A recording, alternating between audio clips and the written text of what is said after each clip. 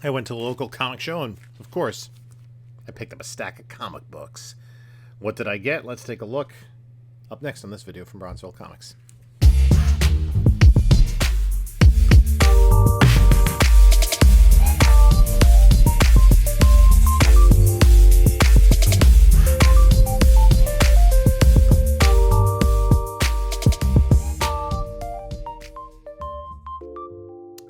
Hey there, panelologists. This is Jim from Bronzeville Comics coming to you with another video. Before we get started, please like, comment, subscribe. We're doing our 5,000 subscriber giveaway coming up in the beginning of the new year. Also follow us on other socials, Instagram, Bronzeville_comics, whatnot, Bronzeville_comics. I do sales every Monday night at 10 p.m. Eastern Time on whatnot. And if you're not yet signed up, you can sign up and get $10 off your first purchase. It doesn't have to be with me. Also, in the description of this video is a link to my eBay store as well as my email. So the Route 110 show in Long Island, in Melville, Long Island, is a show I've been going to for a few months. They hold it every month. And I don't know if it's all 12 months a year, but I think it's pretty darn close. So it's just one of these opportunities from where I live, just north of New York City, Northern Jersey, Long Island. Almost every weekend you can find a comic show if you really need to, within reasonable driving distance. Connecticut. So this is one of the shows that I kind of have on my radar, and I was there, and there were some, dealers there, Streetside Anthony, Ex-Illusionary, and I got some books from MC Squared that Mike had some, and whenever I seem to buy books from him, and he was the first table I went to, he seems to have like really nice high grade books. But let's take a look at what the show looked like before we get started. If you think about it,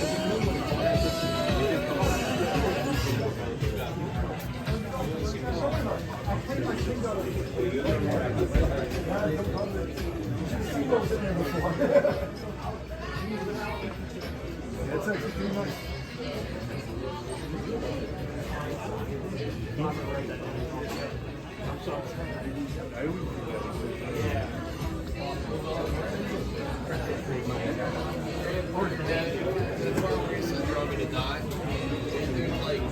People sitting in this big table, they're all just it takes all this. Such a hard place. So was almost worth Like, I don't even have done. Yeah. Didn't buy me anything?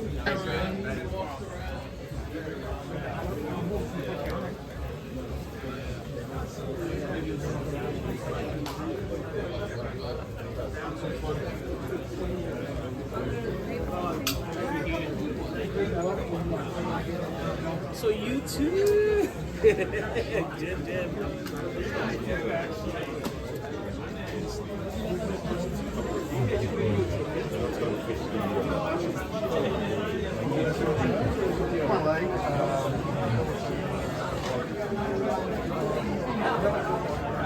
It's all various. So much. So that was just an example of what you saw, and it was pretty much all comic books. A pretty decent selection there. So, again, I went to Mike with MC Squared, and I always get like high grade books from him. This Flash #1, first time that Wally West as Flash gets his own title. It could be that this may be the direction they go in with Wally West rather than Barry Allen, because for a large generation of people, including those who watch the Justice League and Justice League Unlimited animated series, Wally West was the guy. This is a gradable copy, and it's going to go over here in my clean and press pile. This is not quite gradable. Beautiful copy. Marvel Tales. Marvel Tales doesn't have a lot of collectible issues. Some of the, like the reprint of AF-15 or of Amazing Spider-Man 129 or 121, those do have some value.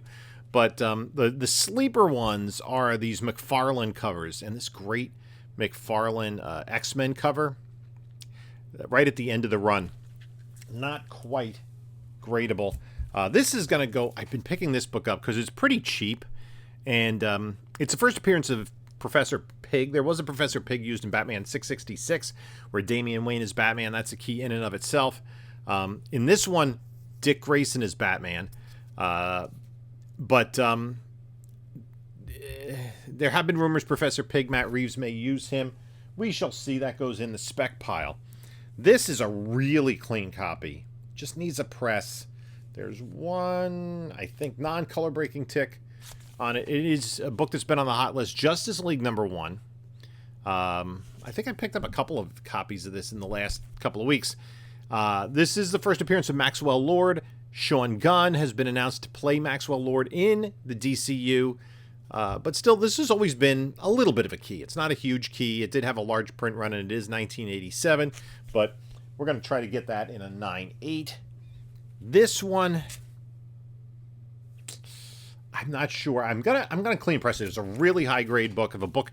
If you've been watching the channel, I grab this whenever I can, and it was inexpensive. Got a good deal on it. Shade the Changing Man, #1. Steve Ditko. We're gonna throw this in the press. There are a couple of tiny little ticks. Maybe do a 9.6 pre-screen on that. That is, I think, 1976. I believe is that book. Then I picked this up just because I've never had a copy of this. It's 1971, not 1972, but it does have the Teen Titans in it. At this point in time, in World's Finest, it wasn't Superman and Batman. It was Superman and somebody else. Teen Titans, Green Arrow, The Atom, etc. So this is a story I'm interested in. It's going in the PC. It's from 1971. That's kind of how I designate books that are going in my PC. So it's a really nice copy. It does have a tear on the back cover. That's like the main detraction. Otherwise, it's a pretty sharp book from 71. But that's going to be just to go and read.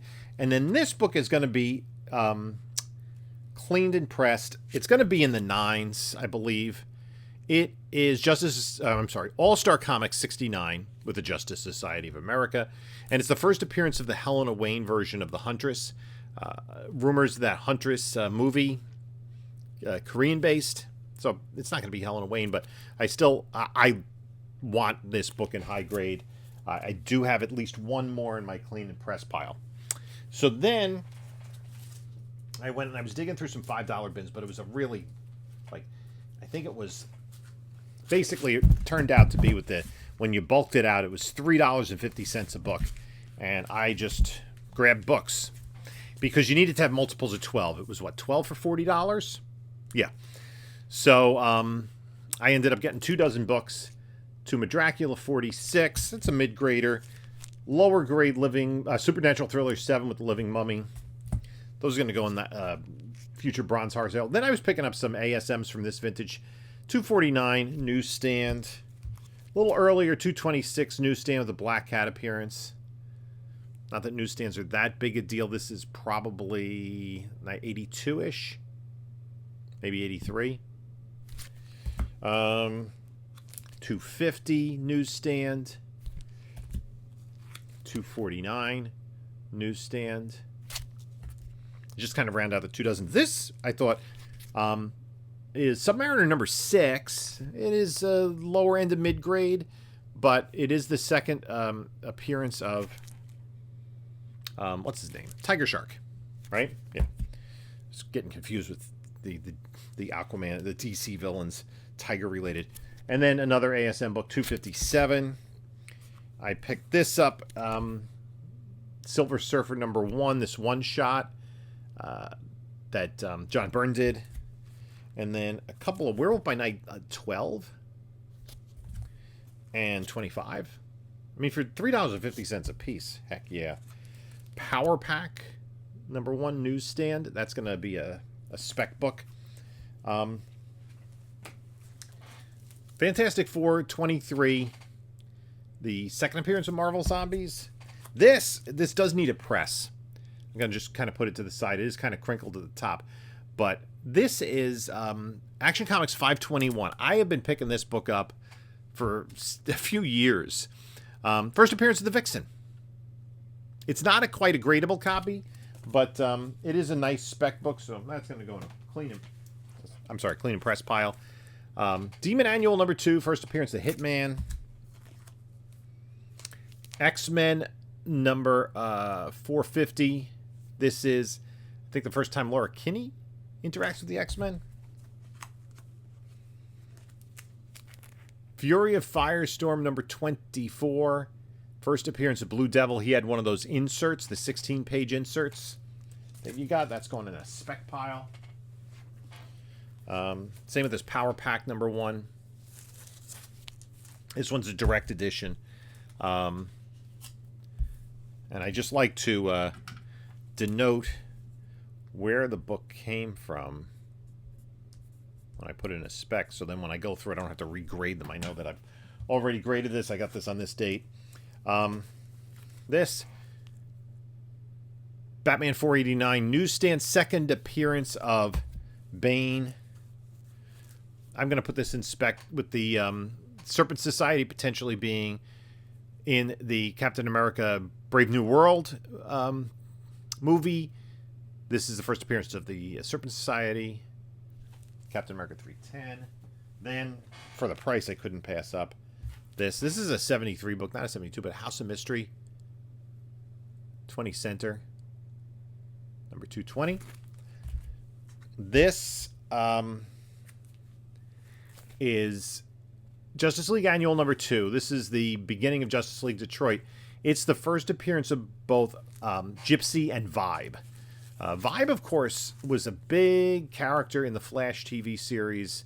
They did much better by him than his comic book adaptation. He was, when I was reading this, I was a Justice League fan my entire life. So this book came out in 1984, right? The year I graduated high school. And this is known as Justice League Detroit, right? They got rid of the big guys. They kept Aquaman, Martian Manhunter, Elongated Man, and Zatanna. But got rid of Superman, Batman, Wonder Woman, Flash, Green Lantern, Green Arrow, Black Canary, Aquaman. Oh, Aquaman's still there. Hawkman.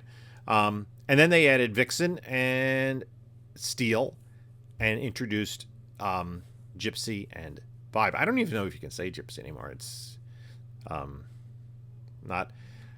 I don't know what they're going to do with what they've done with the character recently, but that is not that's a derogatory term, considered as such. And Vibe was just a ridiculous, like, breakdancing stereotype. He was killed off, and nobody was upset about it. So that was like kind of a point in time where people did not really... Justice League fans looked down on that Justice League Detroit era. The stories themselves weren't bad, but it wasn't the Justice League that you wanted. Then DC Sampler number 3. This is the first appearance in preview of John Constantine. Came out before Swamp Thing 37. What we're going to see in the future with Constantine. And then this book is Detective Comics 608. And it's the first appearance of Anarchy. Okay. Unfortunately, that Anarchy is like one of those books that wasn't quite slab-worthy.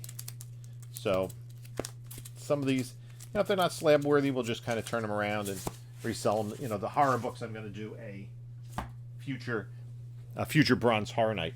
And then I just had a few more things that I picked up. This, I just sold a 9.8. This is not going to be a 9.8, I don't think. It's a really nice copy. It'll probably be in the 9s after a press. But Godzilla number 1. And I got a good deal bundling it with Commandy, The Last Boy on Earth number 1. This is going to be an undercopy for me. I'm going to clean and press it. I'm not sure if after that I'm going to slab it or not. I got to see how it comes out. It can definitely benefit quite a bit from a press. And the structure of the book is pretty sound, but I'm not sure if it's going to get into the 9s, where it would need to be in order to be slab-worthy. But definitely needs a clean and a press. And then the last guy I went to is another half-price vendor. I picked up this book, Justice League of America 138, with this Neil Adams cover. This is, I believe, a 1976 book, so I would have been about 9 or 10 years old when I picked this up. So the one on my PC probably wasn't taken care of too well. It probably in the 9s with a press. I mean, there's a lot of possibility with a press. There are some indents in the spine, but nothing that color breaks. I don't see anything really color breaking here. So this is another one. I really would love to get a copy. This one specifically, because this is one of the pricier books in that era, in like the kind of, let's say, the mid to late 70s books of Justice League that I would love to get in really high grade, and of course would love to get a 9.8. But that's kind of me chasing that. And then I just grabbed this Flash book with this Grodd cover. It's from 1962. That's going to the PC. I picked up this. I don't think it's an improvement in terms of copy. It's Firestorm #1. Does have a couple spine ticks. I think I have a 9.2. I don't think that this, well, yeah, I don't think this beats a 9.2. So that's probably going to go inspect to see if we get Firestorm in the DCU to go with that. A Firestorm #3, first Killer Frost. And then the final book I picked up was, this could also, well, I probably won't. Maybe. It definitely could use a press, but, I mean, it's not going to be in gradable condition. But it's a nice copy. Fantastic Four 244, the first appearance of Frankie Ray as Nova. Now, the question with this is, do I turn it around right now that Nova's kind of been on a hot list recently, or do I kind of hedge my bets and say maybe, because I got this for a good price, well below fair market value. Do I kind of hedge my bets and say, well, let's hold on to it to see if we get confirmation, let's say, that Anya Taylor-Joy is Nova and not Silver Surfer. So that's the haul from that show. It's probably going to be the last show I attend in 2023, as things will. I'm going to kind of take the holiday no whatnot sales, because Monday's Christmas and New Year's falling on Monday, so we're not really going to mess around on those days this year.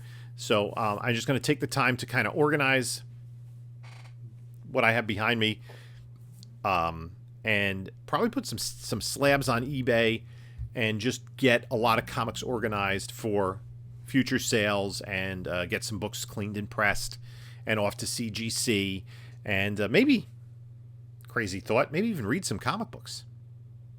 Anyway, thank you for stopping by. Let me know what you think in the comments. You got to take a look at a couple of my other videos here, and this is Jim saying until next time, enjoy your comics.